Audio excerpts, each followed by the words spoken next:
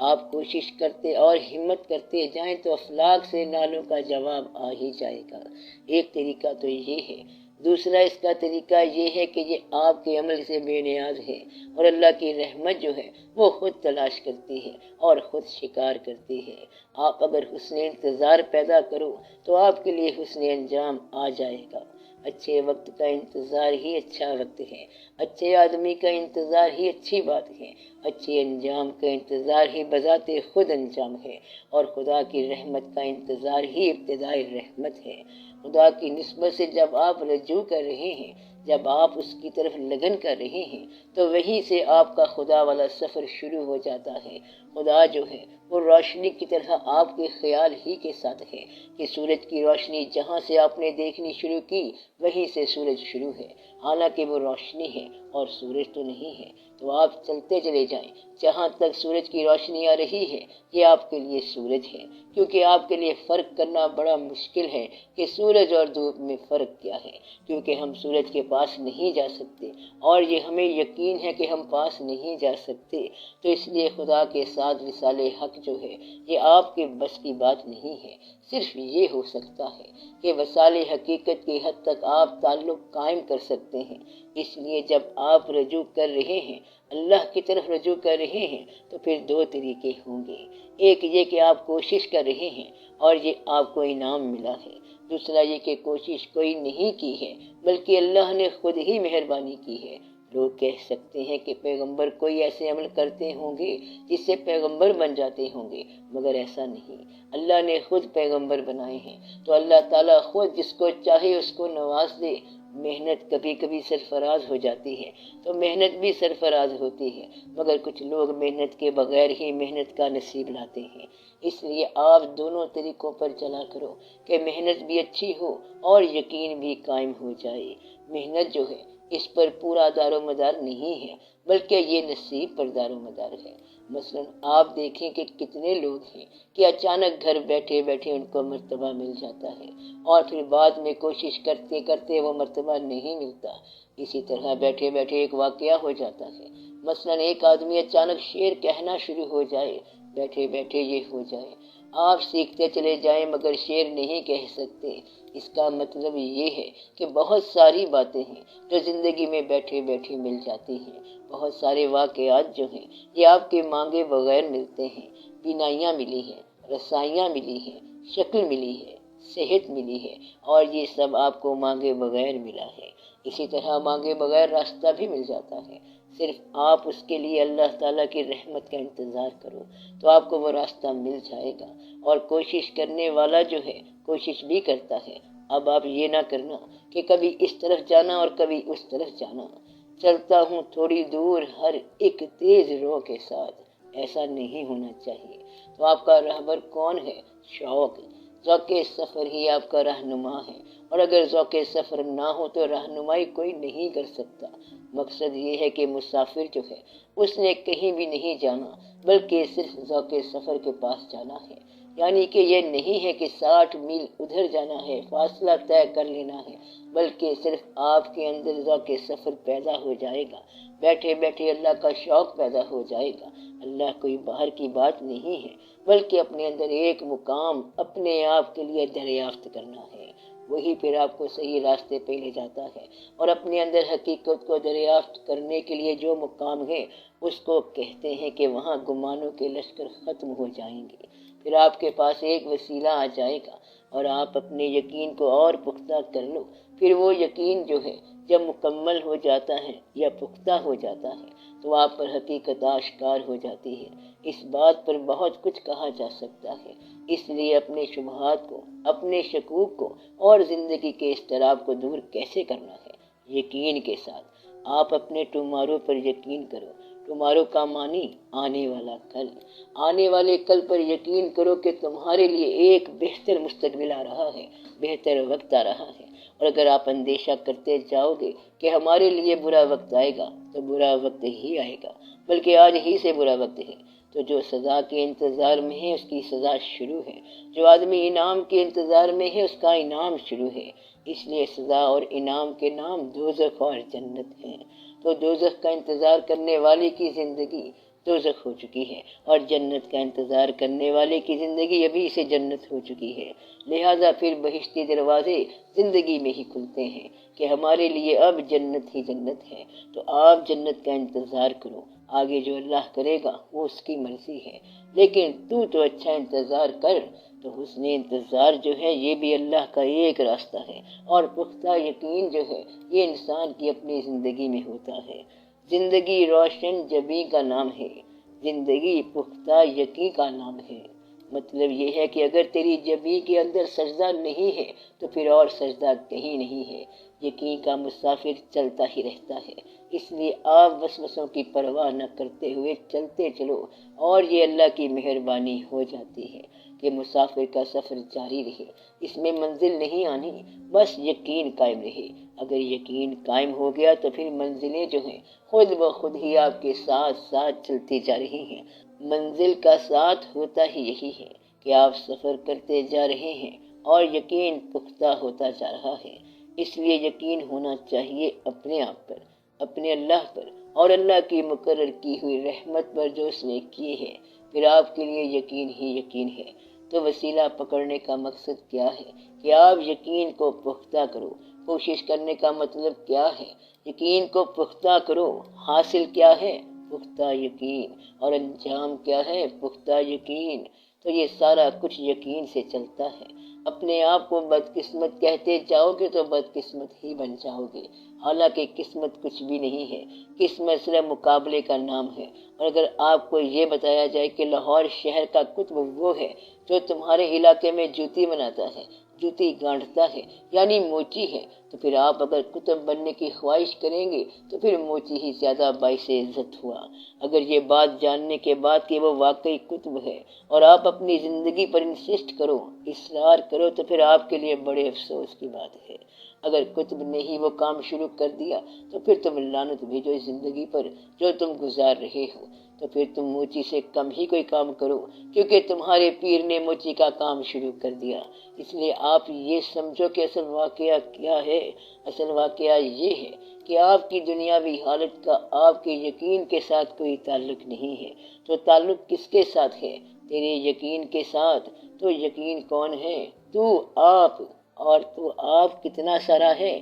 جتنا تو قبر میں ہے اتنا ہی تو آپ ہے، جتنا تو ماں کے پیٹ میں ہے اتنا تو آپ ہے، جتنا تو سوتا ہے چارپائی پہ اتنا تو آپ ہے۔ اس کے علاوہ جو کچھ ہے وہ تیرا اپنا ہی نہیں ہے۔ تو آپ بتاؤ کہ آپ اوریجنل کتنے ہو، اصلی کتنے ہو؟ اتنے ہو جتنا آپ کا فائنل مقام ہے، تو اسی کی اصلاح کرنی ہے۔ اور تم پتہ ہے کیا کرتے ہو؟ تم لوگ عجیب ہو، تم حالات کی اصلاح کرتے رہتے ہو، اور کرنی خیال کی اصلاح تھی، تو لوگ حالات کی اصلاح کرتے رہتے ہیں جبکہ خیال وہیں کا وہیں رہ جاتا ہے۔ تو جھوٹے کے لیے امیر ہونا بھی جھوٹی بات ہے، اور سچے کے لیے غریبی بھی سچی بات ہے۔ تو مدعا یہ ہے کہ پہلے جو اصلاح اور جو اچیومنٹ ہے وہ آپ کے حال کی ہے اور خیال کی ہے، نہ کہ ان ظاہری حالات کی ہے۔ اس لیے اپنے آپ کو اپنے ان حالات، ظاہری حالات سے علیحدہ ہو کے دیکھو۔ جتنے تم سنگولر ہو، جتنے منفرد ہو، اس کا یقین کیا ہے؟ کیا آپ مانتے ہو کہ اللہ ایک ہے؟ ہم مانتے ہیں کہ اللہ ایک ہے۔ کیا اللہ رحم کرتا ہے؟ ہم مانتے ہیں۔ کیا کبھی کبھی رحم نہیں کرتا؟ یہ بھی ہم مانتے ہیں۔ کیا اللہ پیسے دیتا ہے؟ ہم مانتے ہیں۔ کیا کبھی لے لیتا ہے؟ یہ بھی ہم مانتے ہیں۔ یعنی کہ اگر سکھ دے پھر بھی ہم اس کا سجدہ کرتے ہیں، اور اگر دکھ دے تب بھی سجدہ ہے۔ ہمارے لوگوں کا یقین عام طور پر اللہ کے احسانات میں تو قائم رہتا ہے، اور جب کبھی ابتلا ہو تو یقین ٹوٹ جاتا ہے۔ تو یہ ہمارے یقین کی کمی ہے۔ اگر کمزوری آ جائے اور حالات میں کمی بیشی آ جائے تب بھی یقین قائم رہنا چاہیے۔ اس لیے آپ اس بات پہ غور کریں کہ آپ کے یقین کو کوئی صدمہ نہ پہنچے اور وہ حالات کی زد میں نہ آئے۔ اپنے یقین کو اپنے حالات کی زد سے بچاؤ تو پھر آپ قائم ہیں۔ اب آپ کا کیا خیال ہے اور آپ کا کیا حال ہے؟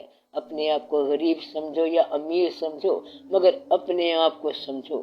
یہ دیکھو کہ تم جیسا اور کوئی نہیں ہے، اور تم ایک ہی بار آئے ہو زندگی میں، اور پھر تم نے یہاں اس میلے میں نہیں آنا۔ اتنی بات تو سمجھو نا کہ پھر یہ میلہ چلا جائے گا، لہذا آپ ایسے اندیشے نہ رکھنا۔ دو قسم کے لوگ ہیں یہاں پر، مثلاً وہ لوگ جو اپنی زندگی کو کوشش کے ذریعے آسودہ حال بناتے ہیں کہ کوشش کرو اور بہتری کرو۔ کچھ لوگ ایسے ہیں جنہیں یہ بات سمجھ آتی ہے کہ کوشش کر کے ہم کر کیا لیں گے جب تک اللہ کا فضل نہ ہو۔ مقصد یہ ہے کہ کوشش کرنے والا کبھی کبھی تو غافل رہتا ہے، کیونکہ کوشش میں لگا رہتا ہے۔ کوشش اگر اللہ پر یقین کے بغیر ہو تو کوشش بذات خود جو ہے حجاب ہے، اور پھر آپ کے اور اللہ کے درمیان کوشش حائل ہے، کیونکہ آپ کوشش کو ذریعہ سمجھ رہے ہیں، حالانکہ اللہ ذریعہ ہے۔ آپ سمجھتے ہو کہ کوشش کے ذریعے تمہیں یہ بات ملے گی، مگر وہ تو اللہ کے فضل کی بات تھی۔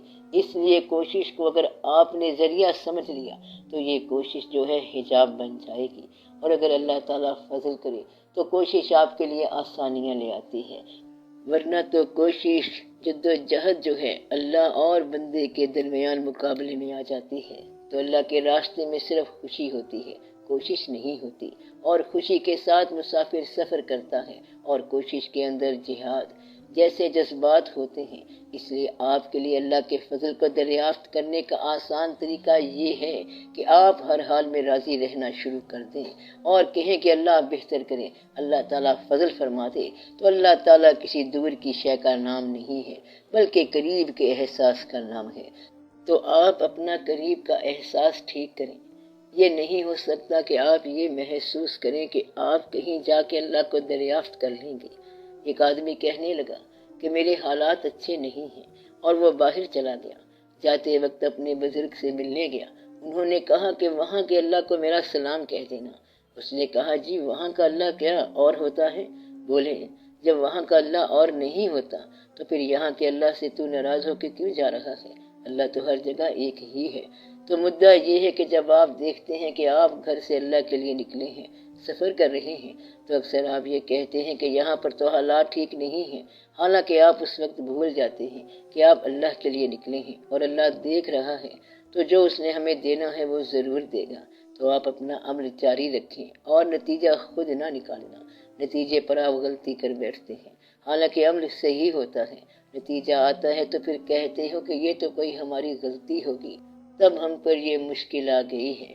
حالانکہ لوگوں پر اتنی مشکل آ جاتی ہے تو ایسا ہوتا ہے کہ جب اللہ راضی ہوتا ہے تو تکلیف دے دیتا ہے۔